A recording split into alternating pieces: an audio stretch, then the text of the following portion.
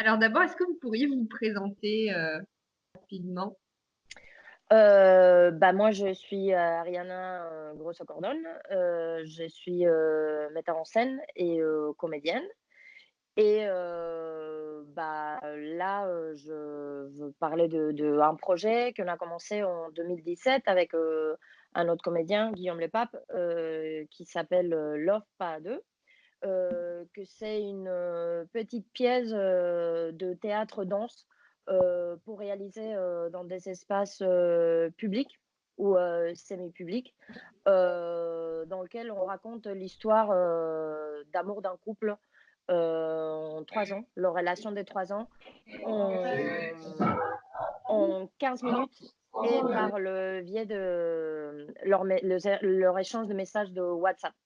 Donc Ouais, voilà, ça c'est, la pièce et hem et c'est ça. On utilise un dispositif, numérique, pour, intégrer les publics dans la pièce et donc le hein. public, en même temps qu'il voit, l'histoire d'amour qui se déroule, devant leurs yeux, il reçoit aussi les échanges intimes, de WhatsApp, de ce couple-là.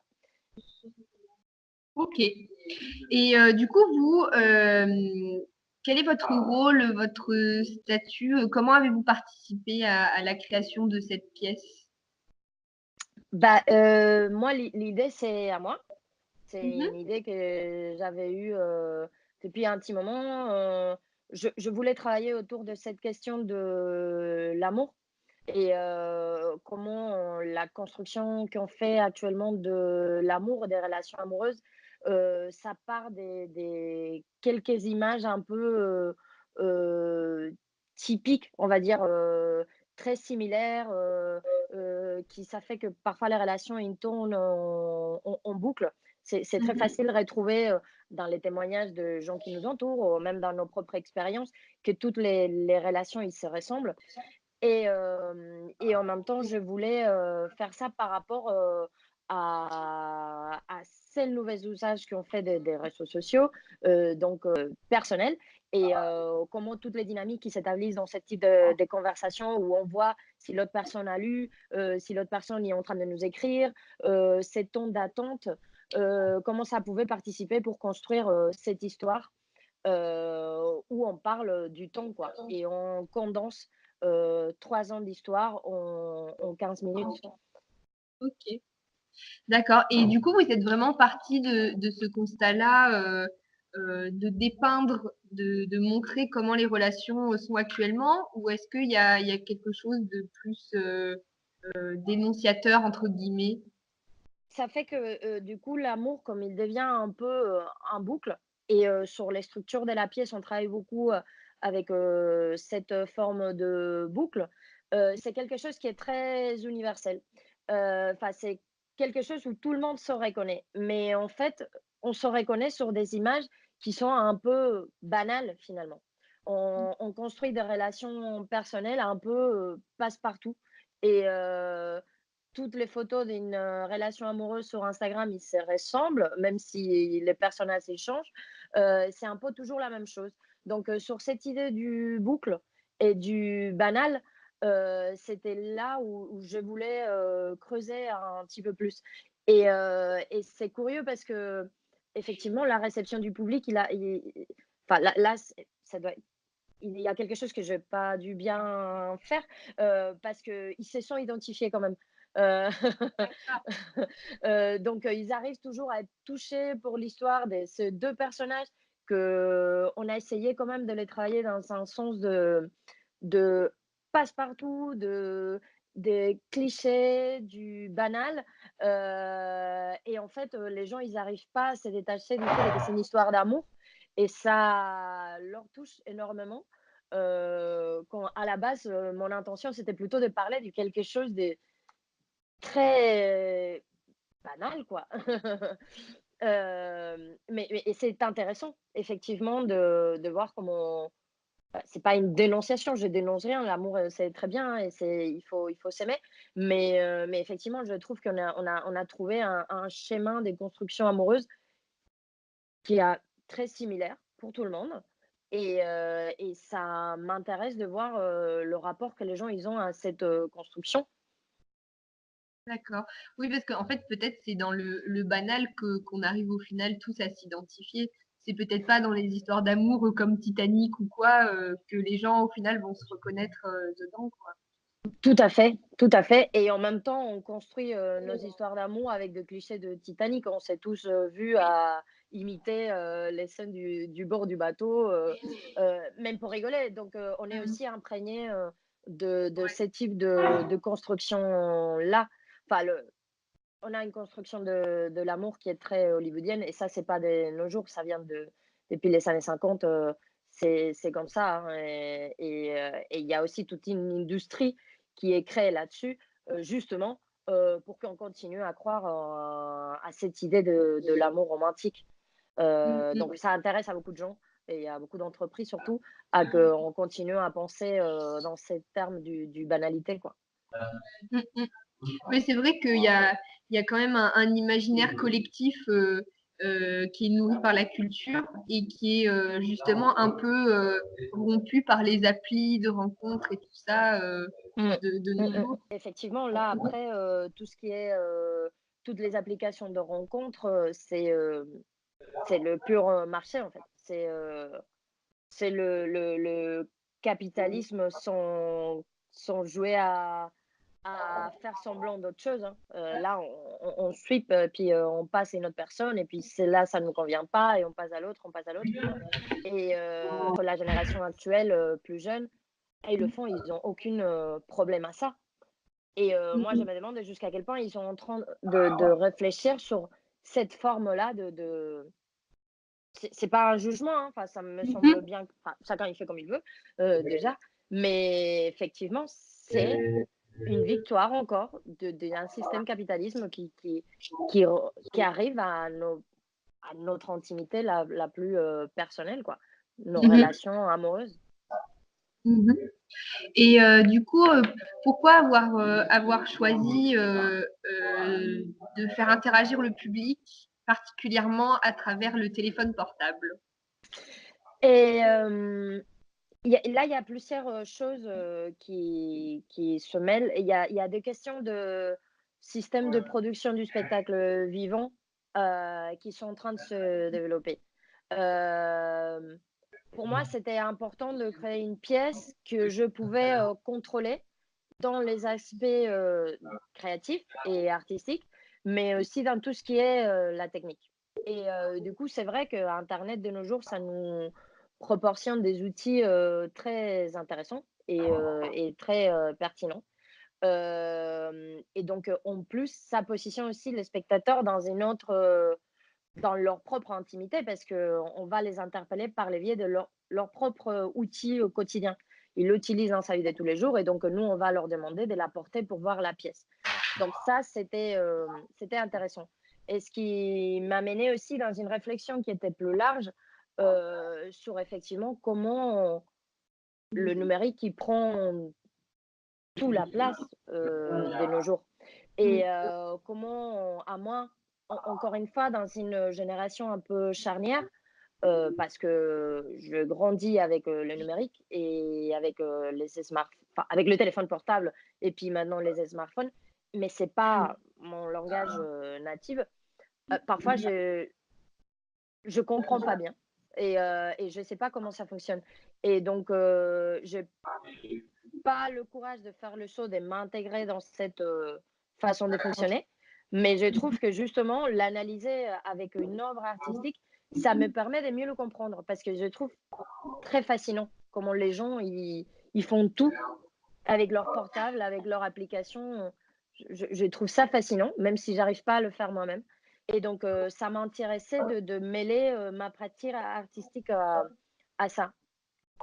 Et du coup, on a la chance de trouver une application, fait pour, donc Calliope, qui c'est une entreprise, catalan, espagnole, qui s'appelle Iglor, qui l'a créée, qui est fait pour faire de smart show, donc des spectacles intelligents et qui Mmh nous mh. permettait justement de concilier tout ça.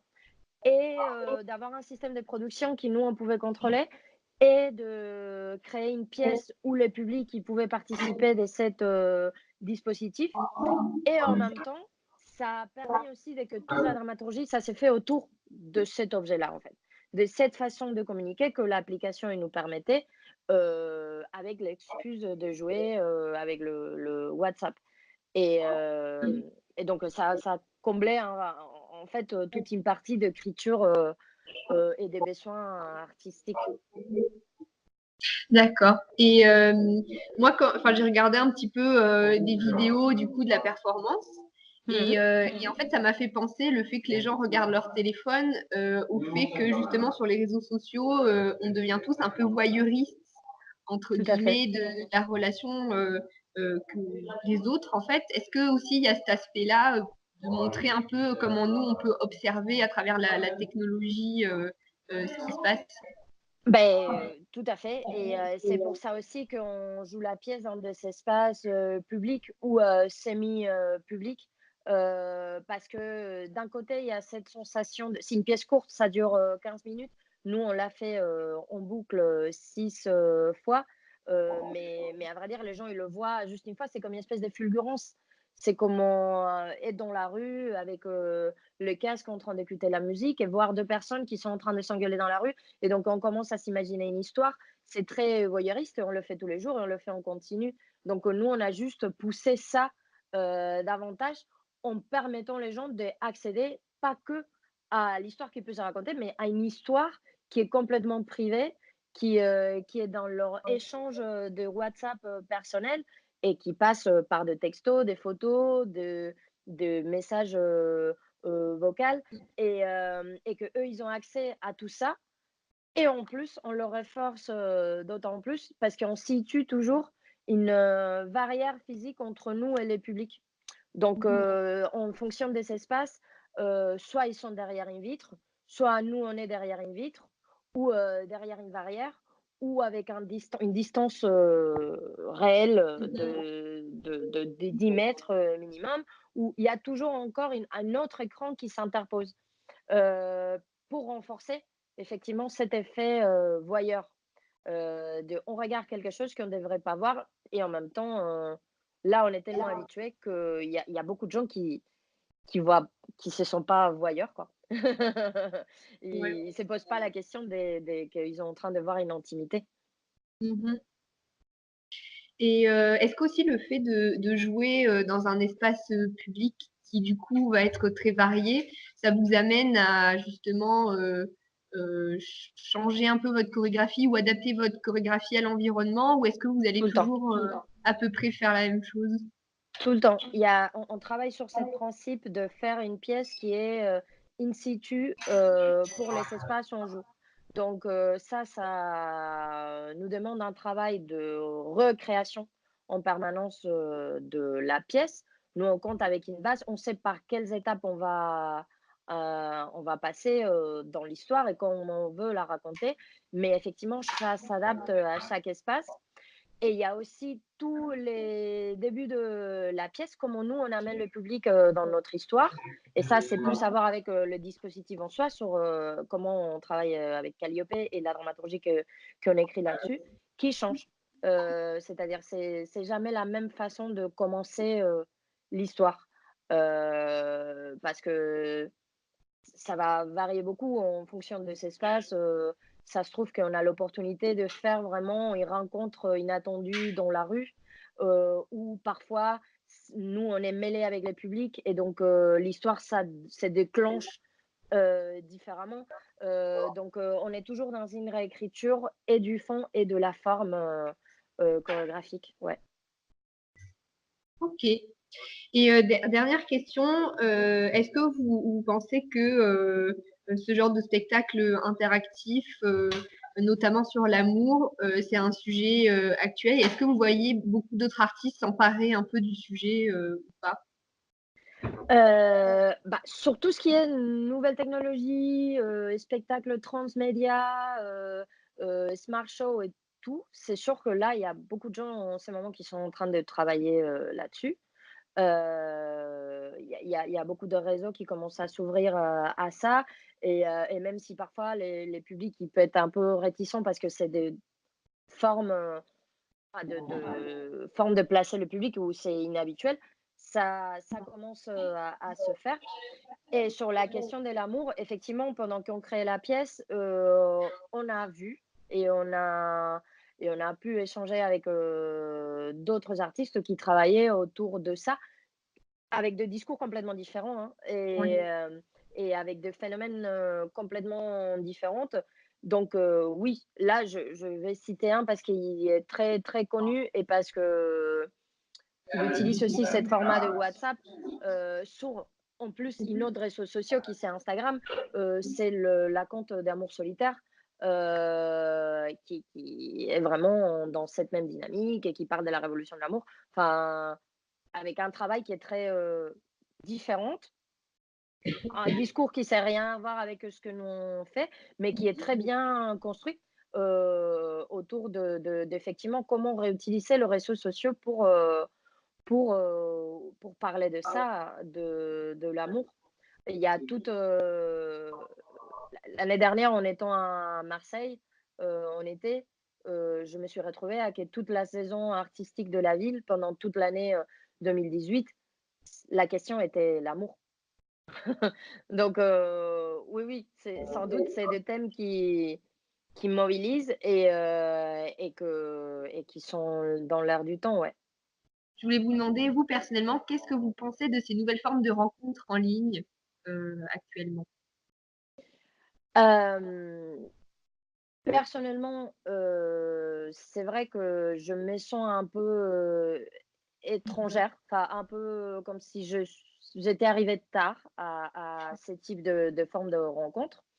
Hem, mais en même temps, ce qui me surprend, c'est comment on a vendu au marché, une pratique, complètement privée et c'est pas parce qu'avant ça l'était pas, parce que de toute façon, de systèmes de rencontres, par de journaux, ou par des annonces, ou des agences, ça existait, depuis toujours. Mais là vraiment on l'a capitalisé, complètement et c'est juste que je sais pas jusqu'à quel point les gens qui utilisent ce type de système, ils sont conscientes, de ça, en fait. De comment on sélectionne, on passe et puis celui-là, il me va pas, Après, c'est pas si simple que ça. Il y a des questions du le rythme de vie, le temps qu'on n'a pas et du coup, c'est pratique, mais bon, effectivement, on banalise, davantage, la question de l'amour et c'est très bien pour tout le monde qui l'utilise, il y a aucun souci, il y a pas de jugement, là-dessus. Mais il faudrait qu'on arrive à être un peu plus consciente de jusqu'à quel point c'est une démarche complètement capitaliste, heu et après, si on est consciente, on l'assume et on la fait. On est dans une société capitaliste de toute façon et c'est très difficile à s'échapper. Heu, voilà. OK, merci beaucoup. Top. Merci à vous.